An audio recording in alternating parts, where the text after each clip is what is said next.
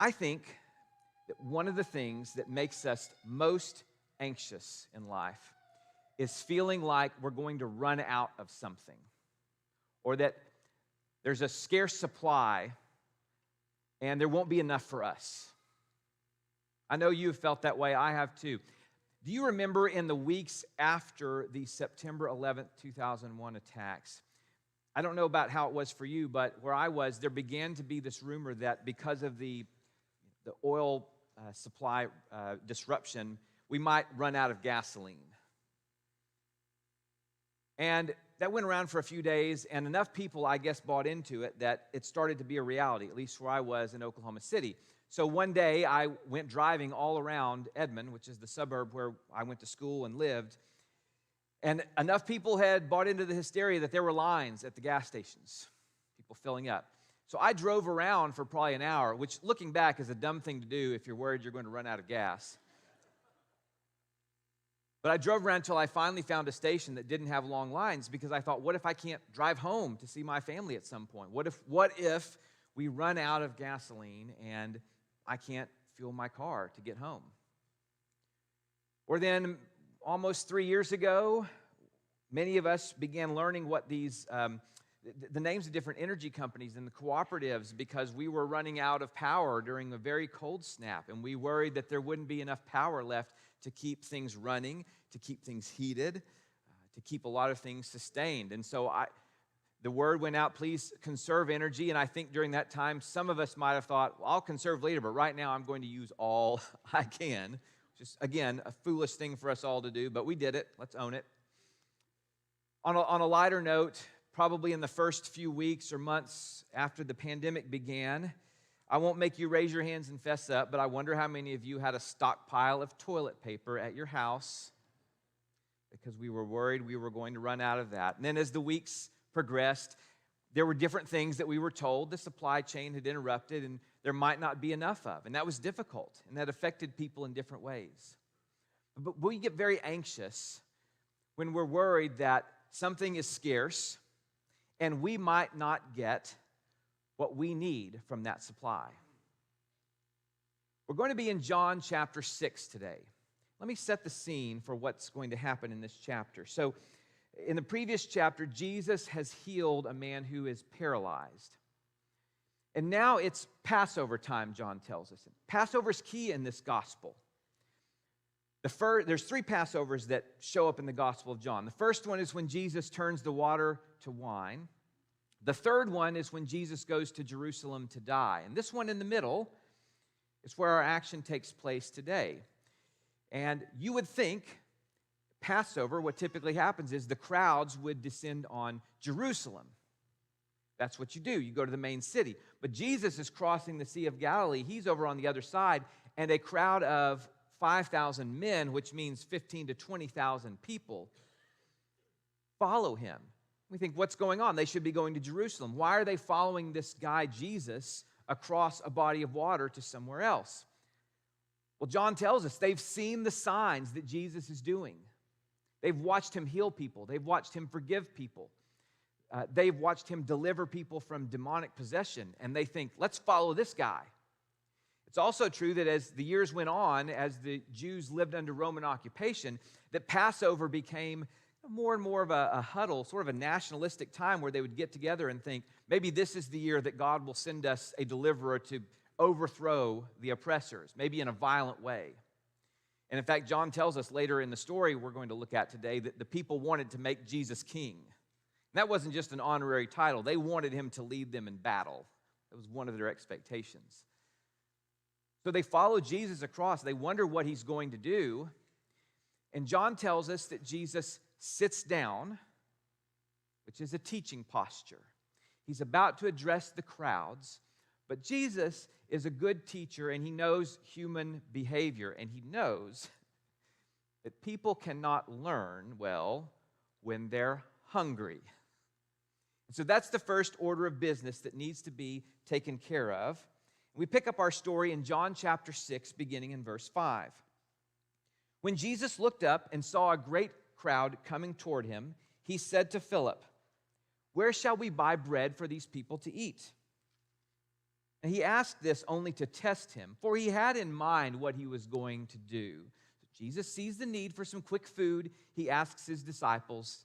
He wants to see what plan they might come up with. Here's Philip's answer. Verse 7, it would take more than half a year's wages to buy enough bread for each one to have a bite. So Philip says, there's not enough money. And I also want to say to Philip, hey, even if you had this money, where are you going to go and immediately buy this much food? But Philip focuses on the scarcity of money, and he's right. Verse 8, another of the disciples, Andrew, Simon Peter's brother, spoke up. Here is a boy with 5 small barley loaves and 2 small fish, but how far will they go among so many? Andrew says, 5 small loaves, not just any loaves, small loaves. Not just any fish, but small fish. It's the tiniest amount possible. And by the way, barley loaves in this time, that's the bread that the poor would eat, or that even animals would eat. It's not the nicer bread. So it's the worst case scenario. Somehow this boy has packed a lunch and no one else has. It's not enough food for everyone. There's no money. Everything's in short supply. What are we going to do? Verse 10, Jesus said, have the people sit down. There was plenty of grass. Notice the abundance language starting immediately. It wasn't just grass. There was plenty of grass for them to sit on. And they sat down. About 5,000 men were there.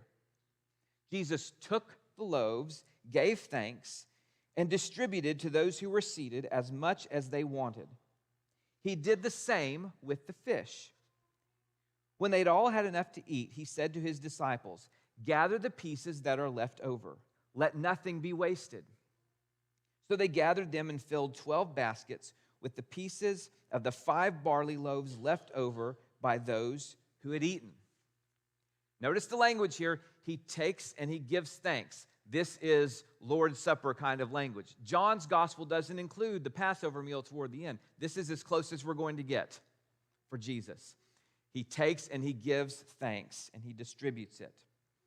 He's doing here more than the minimum requirements. He's not making sure everyone just has enough to eat. It is abundant. There's so much left over. It's not just what they need to be full. It's so much food, more than they ever could need. So they go from a scarcity of funds and food to this lavish meal that even has leftovers. If we read on in John chapter 6, the story continues. There's an extraordinary event involving water, kind of a water miracle. So when we read John chapter 6, we get Passover and food for people who need it and deliverance and a water miracle. Where else have we seen this? We go back to the Exodus. What's happening when God first delivers his people from oppression? Exodus chapter 12, there's Passover and deliverance. Exodus 14, there's a water miracle when they cross the Red Sea. Exodus 15 through 17, God is providing food and water for them in the desert when they desperately need it. It's another, maybe the first story of abundance. And John is here going to paint Jesus as the new Moses who is about to deliver his people in the midst of their need. It's abundance in the middle of an anxious period of time. God has provided what they need when they don't have it. I wonder how people respond when God does this. Surely it's overflowing gratitude when they see the work of God overcome their lack. Well, how do they respond in the first story of abundance in Exodus? Well, if you go to Exodus 15, their response to all this is grumbling. Now, if you go to Exodus 16, the next chapter, then their response there is grumbling. And if you flip over to chapter 17, they've moved on to grumbling. Skip over Leviticus and go to Numbers, and they're still in the desert. Now, what's going on there in, say, Numbers 14? Anybody have a guess? They're grumbling. God has provided, and they are still grumbling. After all he's done, after God has delivered them from their oppressors, after they've seen God give their enemies a sort of 10-lesson correspondence course in who he really is, after they've seen the waters part, after the attackers were drowned, after they've been fed when they didn't have food, they grumble. It's all because of this scarcity. God can part the waters, but can he give me the water I need to drink in this moment? Scarcity leads to their anxiety. So what happens if we go back to our story in John's gospel? How might the people respond? Jesus has provided food. His disciples have witnessed this. He's then taught on being the bread of life and being all they need. How might they respond to God's generosity after their moment of scarcity? John chapter 6, verse 61. Aware that his disciples were grumbling about this, Jesus said to them, "Does this offend you?" He's talking about his teaching on being the bread of life. They've witnessed all this, and Jesus can see their first response is grumbling. That's not all they do in this story. What else do they do in response? Verse 60, they say, "This is a hard teaching. Who can accept it?" So they cower in fear. We can't accept this hard teaching. Verse 64, Jesus says to them, "There are some of you who do not believe." So there's doubt. Verse 66, many of his disciples turned back and no longer followed him. They're going to flee. Look at all these responses. I wonder if you resonate with them sometimes when we've watched God at work and then see our pitiful responses to that sometimes. There's one person who seems to get it right. It's a person we love to hate on a little bit because he talks quickly a lot. It's Peter. And yes, he does some things that are worthy of a little derision, but I think we'd probably do them too. He gets it right in this story. Everybody's leaving, and Peter says, "Lord, to whom shall we go? You have the words of eternal life. We have come to believe and know that you are the Holy One of God." Peter confesses and gets it right in this moment.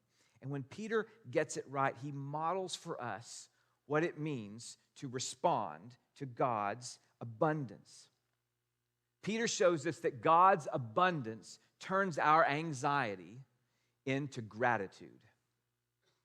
When we see all that God does, we see his abundance, then all our anxieties about scarcity should turn to gratitude.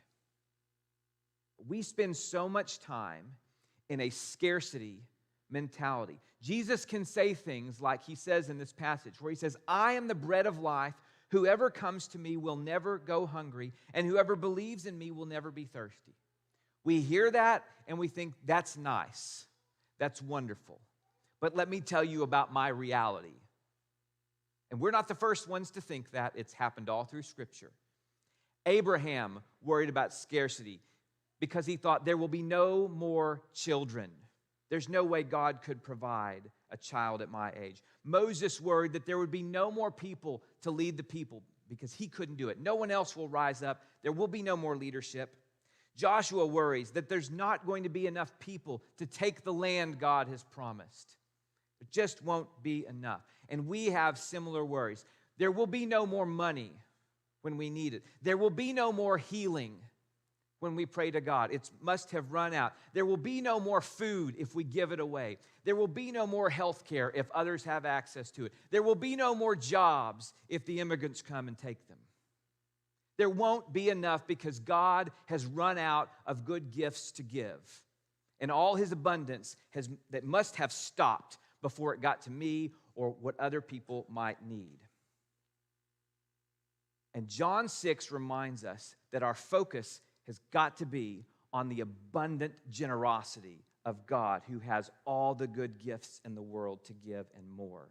It is a trust in this abundance, a trust in his generosity. It's a trust that would say to Abraham, you will not always be childless. God can still provide. Or to Moses, there will be leadership. God will be with you and your mouth, as he says to him. You will have what it takes to lead this people. And to Joshua, there will be the people you need to go and take the land that God has promised to you. And for all of us, there will be the healing, there will be the forgiveness, there will be the grace, there will be the abundance that you need. It might look different than you want it to, but God has not run out of things before He got to you. God's abundance turns our anxieties to gratitude.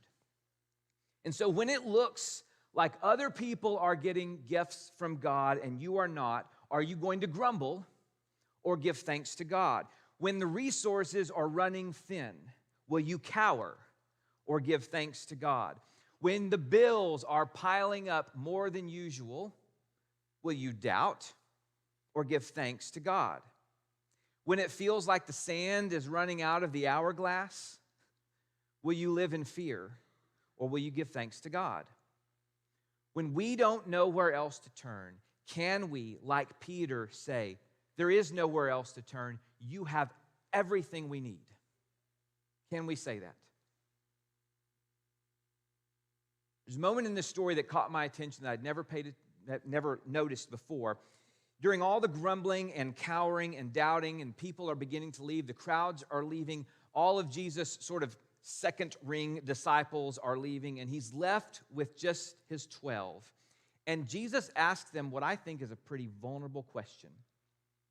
He looks at them and He says, "You do not want to leave too, do you?" Everyone's deserting Him. And Jesus says, "Are you going to bail on me also?" And I think that's the question that each of us is called to answer.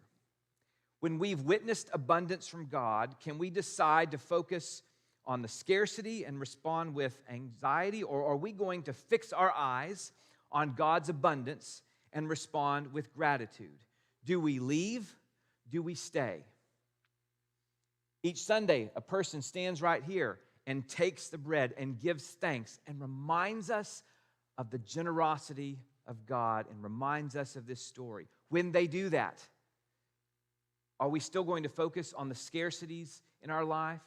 Or will we focus on God's abundance? Will we give thanks? Will we respond with gratitude?